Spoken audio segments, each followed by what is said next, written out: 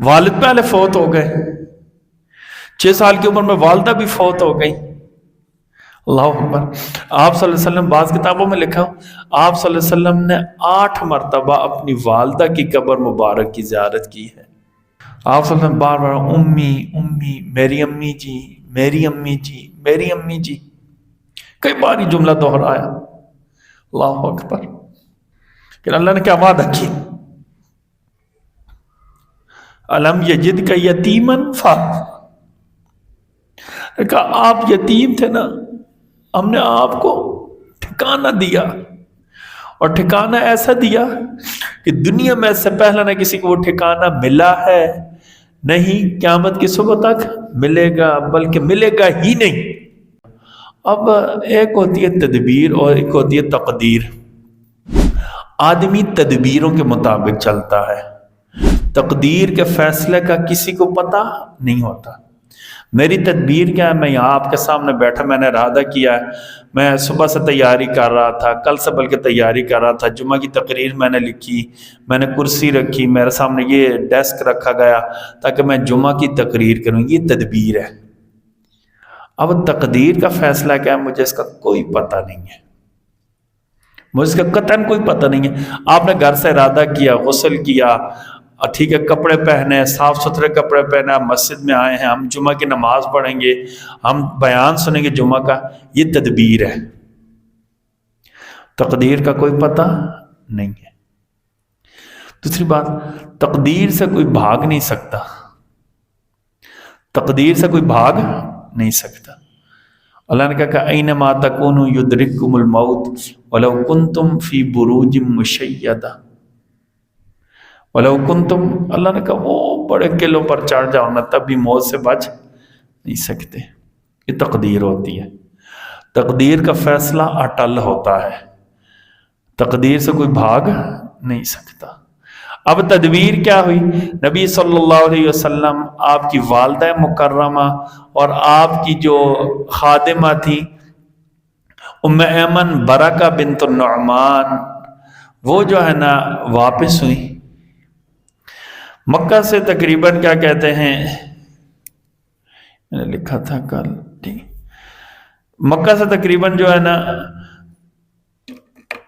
120 سے 25 کلومیٹر جحفہ ایک جگہ ہے، ٹھیک ہے جی، جو پرانی دارالہجرت تھی نا، جو پرانی، جس کو کیا کہتے ہیں، دارالہجرہ کہتے ہیں، مکہ سے مدینہ کی جو پرانی روڈ تھی اس کو طریق الہجرہ کہتے تھے، ٹھیک ہے، طریق الہجرہ کہتے ہیں، ٹھیک ہے نا۔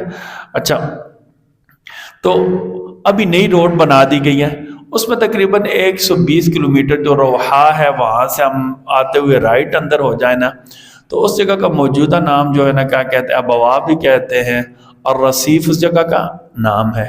اس راستے سے قافلے آتے تھے، پرانے جو ہے نا کیا کہتے ہیں، مکہ مدینہ روڈ، ٹھیک ہے جی، جو شروع کے زمانے میں، ابھی چونکہ انہوں نے بہت زیادہ اچھی روڈز بنا دی ہیں، تو تقریباً جب 120 کلومیٹر مدینہ المنورہ سے باہر آئیں، کتابیں اس بارے میں خاموش ہیں، لیکن آثار اور احوال بتا رہے ہیں کہ نبی صلی اللہ علیہ وسلم کی والدہ مکرمہ بیمار ہوئی یا انہیں تکلیف ہوئی، ابوا اس جگہ کا نام ہے، وہاں آپ کی وفات ہو گئی۔ اب ذرا تقدیر کا فیصلہ دیکھیں نا، ام ایمن کی عمر اس وقت 18 یا 20 سال تھی۔ ام ایمن کی عمر اس وقت کتنی تھی؟ 18 یا 20 سال۔ نبی صلی اللہ علیہ وسلم کی عمر تھی 6 سال۔ 2 اونٹنیوں پر یہ 3 بندے آ رہے تھے، سفر کر رہے تھے، ان میں سے ایک عورت فوت ہو جاتی ہے۔ نبی صلی اللہ علیہ وسلم کی والدہ مکرمہ سیدہ آمنہ فوت ہو گئی۔ اب ذرا تصور کریں نا، ہمارے ہاں اچھا بھلا گھر ہوتا ہے، فوت کی ہو جائے تو سب کچھ کیا ہوتا ہے، نظام اتھل پتھل ہو جاتا ہے۔ سفر، مرد کوئی ہے کوئی نہیں، بچہ چھوٹا، بچوں سے ویسے بھی ماؤں کی تکلیفیں برداشت نہیں ہوتی، جب بچے کے سامنے والدہ فوت ہو جائے تو اس بچے کے دل کے اوپر کیا گزری ہوگی، ذرا اندازہ کریں، تصور کریں تھوڑی دیر کے لیے۔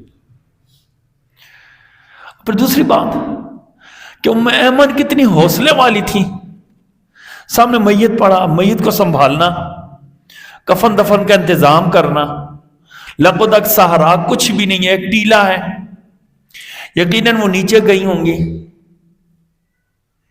کوئی قافلہ روکا ہوگا، کسی بندے کا انتظار کیا ہوگا، پھر قبر کھودی گئی ہوگی، ایسا ہے یا نہیں ہے؟ اچھا جتنی دیر والدہ کی میت پڑی ہوگی، چھوٹے بچے کے دل کے اوپر کیا گزر رہی ہوگی؟ اب تقدیر کیا کہہ رہی تھی؟ اللہ نے ظاہری سارے اسباب ہٹا دیے، والد پہلے فوت ہو گئے، 6 سال کی عمر میں والدہ بھی فوت ہو گئی، اللہ اکبر۔ آپ صلی اللہ علیہ وسلم، بعض کتابوں میں لکھا آپ صلی اللہ علیہ وسلم نے 8 مرتبہ اپنی والدہ کی قبر مبارک کی زیارت کی ہے۔ ایک دفعہ تو یہ ہوا کہ آپ صلی اللہ علیہ وسلم صحابہ کرام کے ساتھ سفر سے آ رہے تھے، آپ اتنی دیر اوپر ہے کہ صحابہ کرام کے دم خطرہ پیدا ہوگا کہیں آپ صلی اللہ علیہ وسلم کو کچھ ہو تو نہیں گیا ہے۔ آپ صلی اللہ علیہ وسلم بار بار امی امی، میری امی جی، میری امی جی، میری امی جی، کئی بار یہ جملہ دہرایا، اللہ اکبر۔ ظاہری اسباب سارے ختم ہو گئے، ماں بھی نہیں رہی، باپ بھی نہیں رہا، سفر میں بے یار و مددگار ہو گئے، ایک خادمہ ساتھ، ایک کنیز ساتھ، باندی ساتھ، 18-20 سال کی، کوئی سہارا کوئی نہیں۔